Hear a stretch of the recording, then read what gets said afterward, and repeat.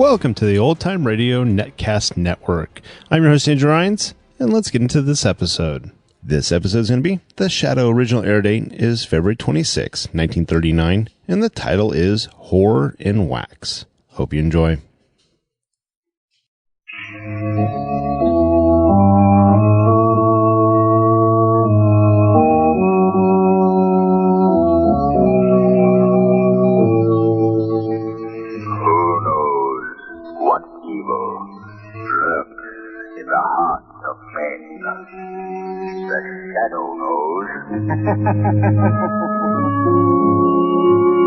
Your local blue coal dealer presents The Shadow.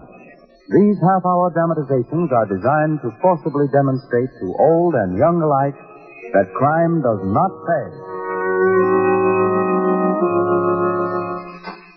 Before the curtain rises on Act One of today's adventure with The Shadow, remember this, homeowners. Because of abrupt changes in temperature, the coming months are the most treacherous of the entire year. So do the safe thing, the wise thing, and order blue coal for your next fuel supply. You'll find that this quality-tested hard coal gives steadier, more healthful heat.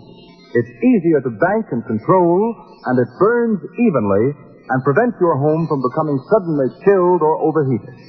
Remember the name, Blue Coal, for perfect home heating comfort in any kind of weather. The Shadow, mysterious character who aids those in distress and helps the forces of law and order, is in reality Lamont Cranston, wealthy young man about town. Cranston's friend and companion, the lovely Margot Lane, is the only person who knows to whom the unseen voice belongs. Today's story, Horror in Wax.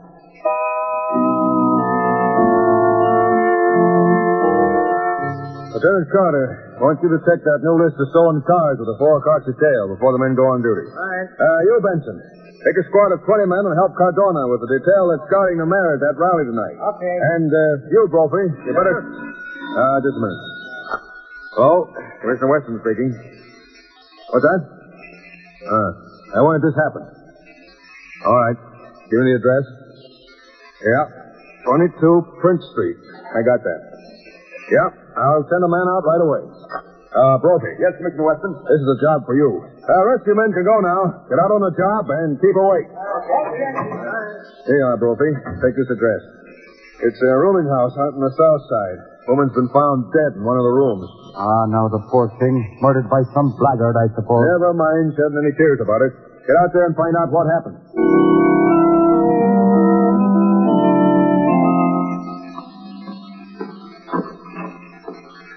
There she is, Lieutenant Brophy.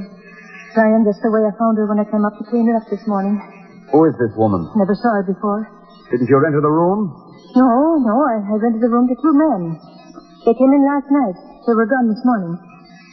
She must have come in during the night. Did they leave baggage or anything? Oh, they brought nothing with them and took nothing, I guess. Well, I'll look her over and see what they killed her with, if they killed her. Well, she certainly is a finder. The saints above, what do you call this? You found something? Hard enough to curl me tongue so I can't say a word. Here, feel that hand there. You want me to touch it? Oh, no, you don't. The hand is as stiff and hard as a rock, and so is the arms and her face. Why, sure, this is no woman at all. It's a wax figure. Wax figure? Certainly. The lads that entered the room and left us here were likely as not a couple of dress salesmen. Nothing more. And she's not really dead? No, deader than she's ever been. It's the devil's own thing they send a police officer out on nowadays. Well, what'll I do with this wax figure? You leave it where it is. We'll send the wagon for it. Maybe the wives of one of the men can cut her clothes on it.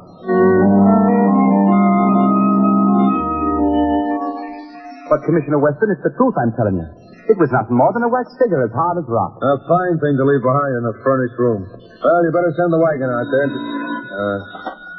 Hello? Commissioner Weston. Yes, who's this? This is the Shadow, Commissioner. Yes, well, what do you want now? We've had peace and quiet around here lately. Say, just a minute. Hold the wire a second. Listen to that Shadow fellow, Bobby. I'm going to have some fun with him. Listen. Say, Shadow, we just got a case that has us all baffled. Would you like to help us? Of course, Commissioner. You know I'm always willing to lend whatever assistance I can. Oh, fine. Well, here's the dope. A woman's been found dead at 22 Prince Street, out on the south side. We don't know who she is or how she died or a thing about her. Now, I'll put the case into your hands if you want to tackle it. I'd be glad to, Commissioner. I'll go out there right away and investigate. That's fine. But, Shadow, you've got to make me one promise. Yes, Commissioner. What is it? Well, the medical examiner hasn't cleared the case yet. So I'd appreciate it if you wouldn't touch the body or disturb it in any way. All right, Commissioner. I hardly think it will be necessary. Well, good luck then, Shadow.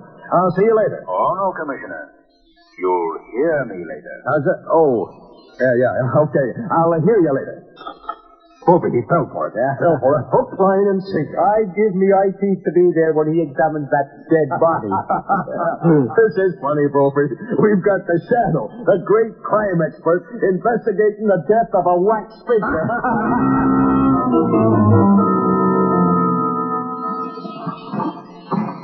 Well, Lamont, you searched every inch of this room, but there's not a single thing that would identify this woman's body. No, Margot. I didn't expect there would be. Perhaps I'd better search the clothing. No, Margot. Don't touch the body. Commissioner Weston specifically asked me not to. But there might be a tag on the clothing or something. Hardly. The man who left his body here planned it too well to leave any telltale markings. You'll notice that even the manufacturer's name has been scraped off the soles of the shoes. The features have a strange wax-like appearance. Yes. Amazingly wax-like. Well, if there's nothing more to do here, Lamont, I must be a bit sorry to leave as soon as possible. All right, we'll go, Margot. Commissioner Weston is probably waiting for the Shadow's report on the case, and we don't want to meet any of his men here. We mustn't disappoint the Commissioner.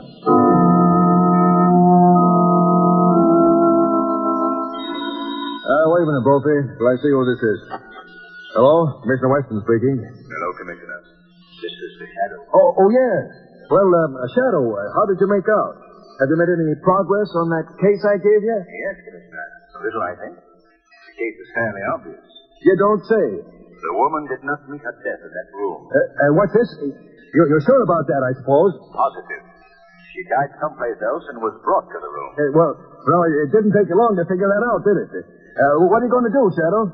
We've got to find the men who brought the woman there. You're getting off on the right foot, all right. But how are we going to find them? Have you figured that one out? Not exactly.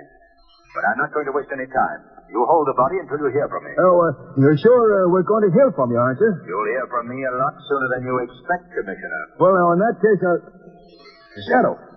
Shadow. He's hung up. Murphy, did you hear that? You weren't coming to the right time. This is about the funniest thing I've ever run across. You pulled him good, Commissioner. He didn't die there, he says. I was right in that. He said he was.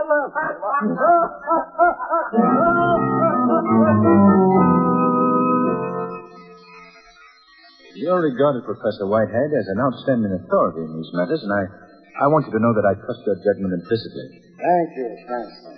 Of course, it's a fairly common knowledge that from time immemorial, scientists have labored with the idea of preserving life through freezing, waxing, mummifying, and various other such methods. Yes, I read on it recently where a group of Russian scientists froze a man and performed a very difficult operation. I believe the man survived. It's very possible, Miss Lane. But this waxing process, Professor, preserving the human form by turning it to wax, have you had any personal contact with such cases? I haven't actually participated in such experiments, but I've followed them quite closely. In fact, here's a book out here on my shelf. Yes, this is it. This is an account of the experiments of Dr. Jean Fenot, famous French scientist. He invented a chemical which he injected into the arm. Within a few hours, the subject assumed not only a wax-like appearance, but all organs were stilled, and a state of suspended animation attained. Well, what happened to Fenot? Did he continue these experiments? No, he never got the chance. He was laughed out of the community where he lived. When he revealed the fact that he had waxed the body of a young girl, he was stoned. What happened to the girl? Oh, Fenot revived her right enough. The experiment was entirely successful. Then he not only had a waxing process, but also an antidote to revive the subject. Yes, a restorative, he called it. By the way, here's a picture of Fenot in this book. Oh? Yeah. Rather an interesting-looking face, don't you think so, Margot? Yes, very interesting. but one I wouldn't care to meet on a dark road.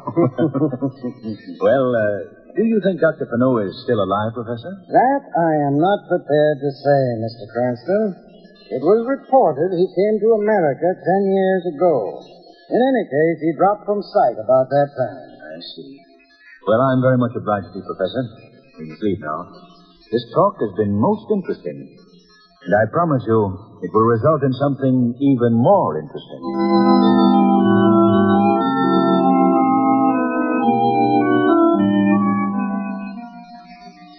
Are you nearly finished, Lamont? Yes, Margot. Quite finished. We've checked every wax figure dealer in this entire territory. Business connections of all of them are easily accounted for. That is, all but one. This Cosmos Wax Figure Company. I can't find a single firm that does business with them. Perhaps there's something in that. I don't know, Margot, but I think that... Oh, that's probably my friend Vic Marquette, in the Internal Revenue Department. Hello? Hello, that you, Cranston? Oh, yes, Vic. Have you found anything? Well, that Cosmos company you inquired about. Yes? Yeah, there's a ship due at quarantine in a few hours with a large consignment of wax figures for them. You say the ship is due in a few hours? Yeah? Vic, I want you to do me a favor. All right. I want you to assign Miss Lane and myself to the custom detail that goes on board that ship, the Quarantine. Well, I don't know what you got up your sleeve, Cranston. It's not exactly official. Oh, I guess it can be arranged. All right, we'll be right down. I'll explain matters to you then. What are we going to do now, Lamont? I'm only playing along on a hunch. But if it works out, Margot, I think we'll have a little surprise in store for our friend Commissioner Weston.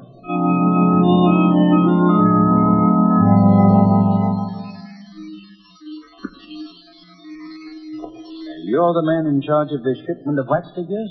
Oui, monsieur. Do you always store them in staterooms? Wouldn't it be less expensive to ship them in the hold with other freight? Oh, but, monsieur, these figures are not freight. They're works of art, as you can see. Yes, they're really amazing. I don't believe I've ever seen such lifelike figures. Yes. The attention to detail is astounding. Even to birthmarks and scars.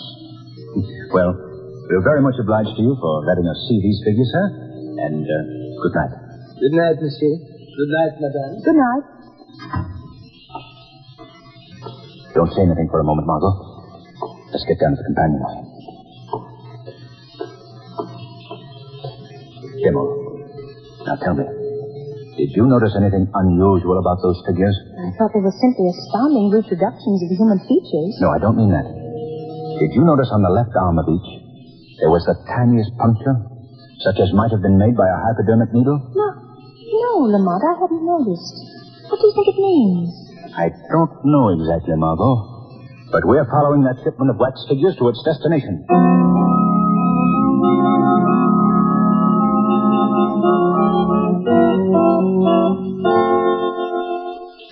In a moment, you'll hear Act Two of today's story. Homeowners, the finest quality anthracite that you can buy is blue coal. It's the only trademarked anthracite. The only coal which is colored a harmless blue to identify it and to guarantee you that you'll get the most for your money in heating results and satisfaction. That's why it's important to insist on blue coal by name when you order fuel. Once you've used blue coal, you'll agree with me and with countless thousands of satisfied homeowners that it certainly is different from ordinary hard coal. And that difference is in the steadier, more healthful heat blue coal gives you, plus the fact that it requires less furnace attention. That's because blue coal is a guaranteed product of Glen Alden, the nation's largest coal company. Each ton of blue coal is carefully sized, prepared, and washed to remove any existing impurities. But most important of all, each carload is submitted to a thorough laboratory test to guarantee its superior quality before it's accepted for shipment. Those are the reasons why blue coal banks and burns better and gives longer intervals between firing. Those are the reasons why it will pay you to order blue coal by name if you want perfect all-around heating comfort and satisfaction in the treacherous months ahead. Call your nearest dealer. His name is listed in the Where to Buy It section of your classified telephone directory under the words Blue Coal.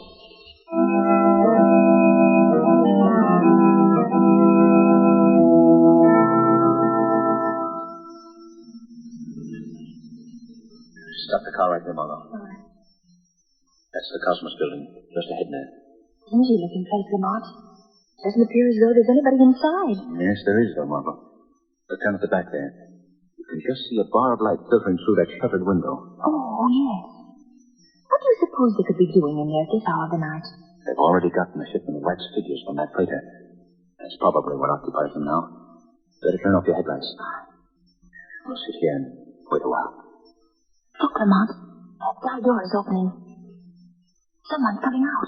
Sit tight, Margot, and watch. A man. He's coming this way. Yes. Quiet. Margot. What? Look at this man. Look at his face. What? Well, Lamont, this is amazing. It just can't be possible. Quite possible, Margot. That man who just walked past was one of the wax figures we saw in the freighter tonight. What?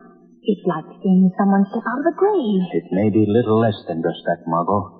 Men stepping out of the grave. Lamont, you don't actually... I don't know what it is, Margot. I've only got a hunch. I'm going to see if I can't get a glance through that window back there. I'll come along, Lamont. No, you better stay here. I'd feel more comfortable with you. All right, Margot.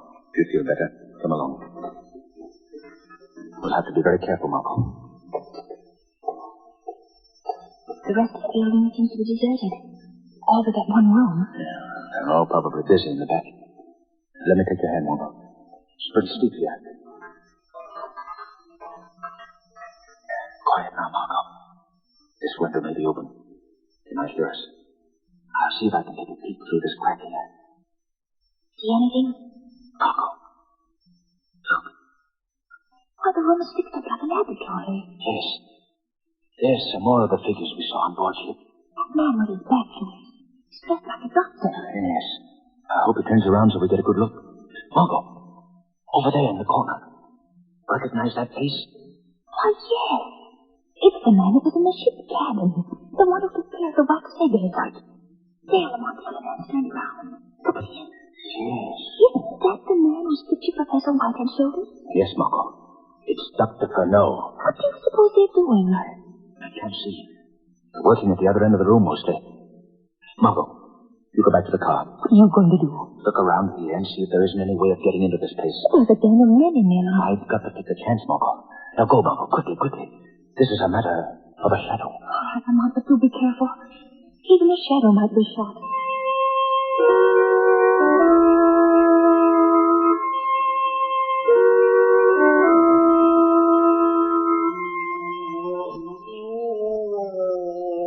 Doctor, this one is coming too. Very good.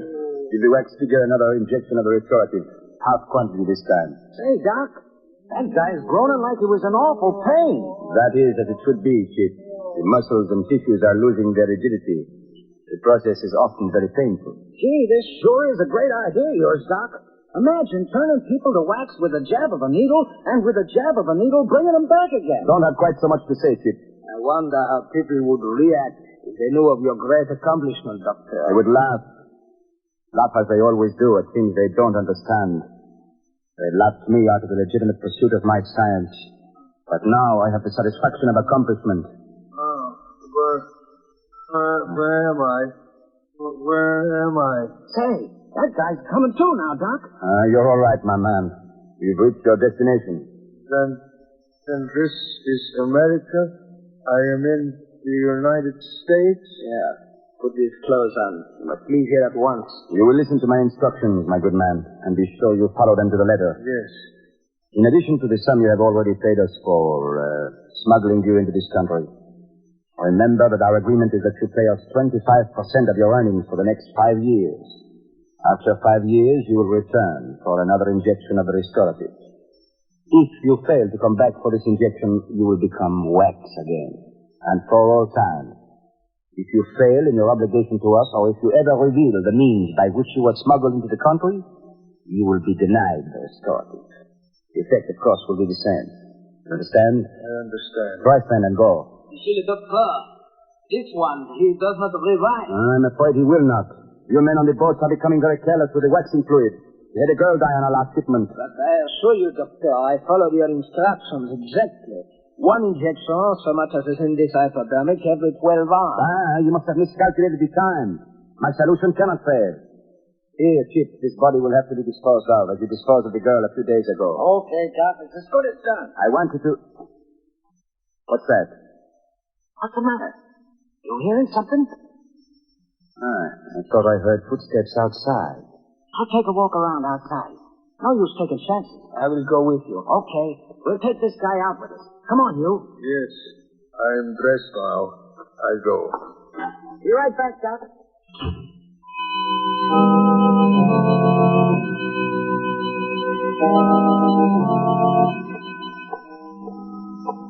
Chip. What is it, Murat? That car over there. Do you see anybody in it? Yeah. I think I see a face. It's strange that anyone would sit in a lonely place like this with their lights out. Yeah. That does look kind of fishy. Let's find out what it's all about. Come on, Murat. Keep your gun handy. There is somebody in the car. Looks like a girl. What do you know about that? I do not like it. She won't like it either when we get through with her. What are you doing in here, lady? Waiting for the morning mail? Who are you? What do you want? We want to know who you are and what you want. That's none of your business. You're a fresh dame, eh? Chip. Yeah? What's the matter? This girl. I have seen her before. Yes, I know. She was with the custom man aboard the ship. Oh, yeah? Come on, lady. Get out of that car. I'll not get out of this car. You get away from here. Grab her, Murat. Keep your hand over her mouth, Murat. We'll take her into the doctor. Come on. There is no question about it, Monsieur le Docteur. She is the one who came aboard the freighter with the customs officer. Customs, Mal, eh? You let me out of this place, you hear? You did not come here alone, madame. Who is with you? There's nobody with me. What were you snooping around for? I wasn't snooping around. I was sitting in my car. Madame, you impose a very unpleasant duty upon me. What do you mean? I do not know how much knowledge you have acquired around here, but I must be certain that whatever it is, you will never have a chance to communicate it to anyone else. What do you intend to do? Murat, give me that hypodermic. Don't you dare! Keep your hands off me! Madame, I regret that I must give you an injection of this fluid. In a few minutes, you will turn to wax. Oh, no. In that condition, you shall remain for all time. No, let me go, let me go. Yes, Murat, hold her tightly. Quiet. Okay, I'll keep her quiet for a while. Let's leave up, Murat. Leave us down. That's it. Now, the hypodermic. Not quite so fast, Doctor. Who was that? Who spoke? I did, Dr. Fernand. Who are you? I am the Shadow. Shadow? I do not understand. What is the Shadow? I've heard of this guy. He's the enemy of the underworld. Nobody can see him. This girl, she is with him? Yes. Dr. Fernand, release her. Take that gag out of her mouth. Ah, you are very clever, monsieur. Very clever. But I think you will find I'm not so easily beaten. Do as I tell you. I don't want to have any fight with this Shadow. No, do I? You are cowards, both of you. I'm getting out of here. I will go too. What? You will not run out on me. I'm going. Stay where you are. Stay, you. You shot, yeah? Yes. And now you. And now, Shadow, where are you? Right beside you. No, you don't. Oh, my arm. There, Fernand. Your gun is on the floor. You're helpless. How would you be so foolish as not to do what you're told? Very well. I cannot fight the unseen. What do you wish? Remove the gag from the lady's mouth. Of course. There you are. Get me out of here. Get me out of this horrible place. You're all right, Margot. There's nothing more to fear. Madam, I will get you a glass of water. Oh, no, you don't, Doctor. It's too easy to poison the water. Dr. Fernand, you are coming with me. Where would you take me? To the police. They will deal with you. I am afraid I will have to disappoint you, monsieur. Life and the people of the world have humiliated me enough. They will never subject me to the humiliation of a criminal cell. What do you mean, Doctor? This hypodermic I hold in my hand will answer your question most eloquently. Many people have known the result of my great discovery. Now, I shall know it myself. It's ultimate. Doctor, I beg of you, don't destroy yourself. There's always hope for a man of your skill, even though you've so grossly misused it. No, monsieur. The world laughed once. Now it will neither laugh nor weep. One injection. An overdose.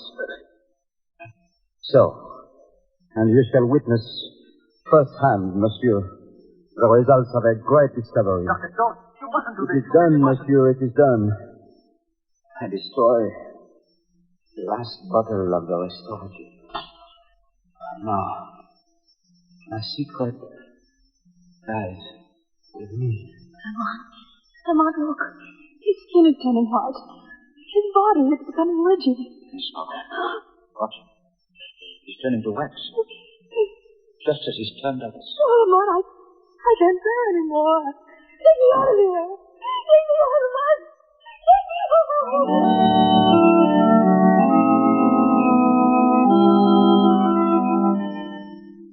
You mustn't worry anymore, Lamont. I'm quite all right now. Right now, you've given me a couple of very anxious days, Margot, since our encounter with Dr. Fenot. I'm sure I could never stand such an experience again. Now it appears as something I've dreamed. Lamont, what are those people Fenot smuggled into the country? They'll die in 5 years if they don't receive the injection. Why, Margot, that was simply a bluff. I've checked through Fenot's notes. He used this ruse simply to hold them to their promises. They're quite safe. I'm glad. It's strange, but I suppose, in a way, Commissioner Weston has the laugh on me after all.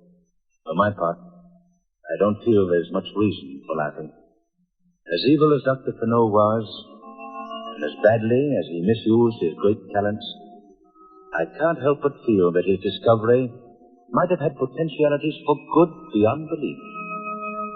Perhaps it will occur again in a mind worthy of great things.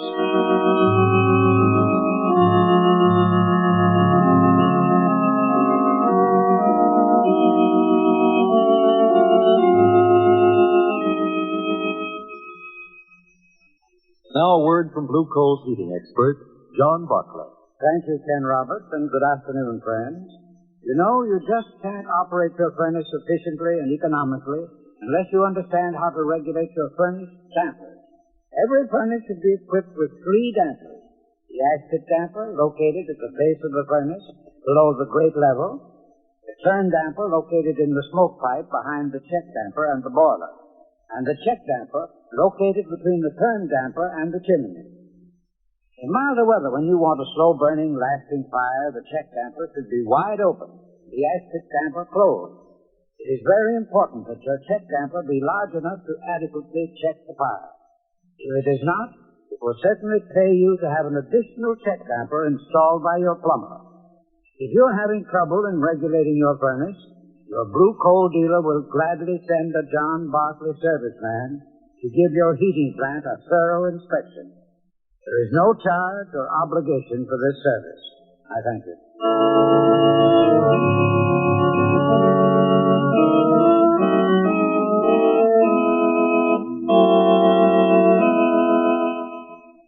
Today's program is based on a story copyrighted by the Shadow magazine. All the characters and all the places named are fictitious. Any similarity to persons living or dead is purely coincidental. Shadow magazine is now on sale at your local newsstand.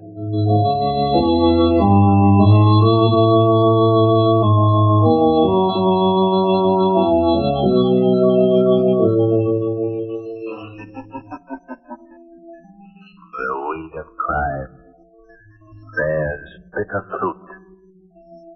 Crime does not pay. The Shadow knows.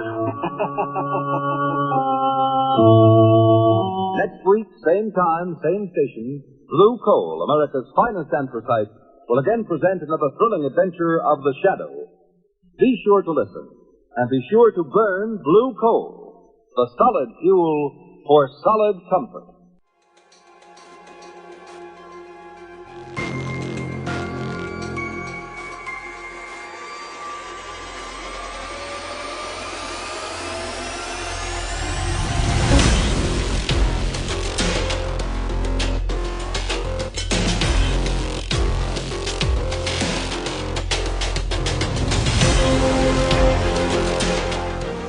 Welcome back. I hope you enjoyed this presentation from the Old Time Netcast Network. For more great shows, go to otnetcast.com. Don't forget to like and rate this episode in your favorite podcatching client. Follow this show on Facebook by going to otnetcast.com/Facebook. This episode is covered under the Attribution Non-Commercial Share Alike copyright. For more information, go to otnetcast.com/copyright. Thanks again for listening, and I hope you have a great day.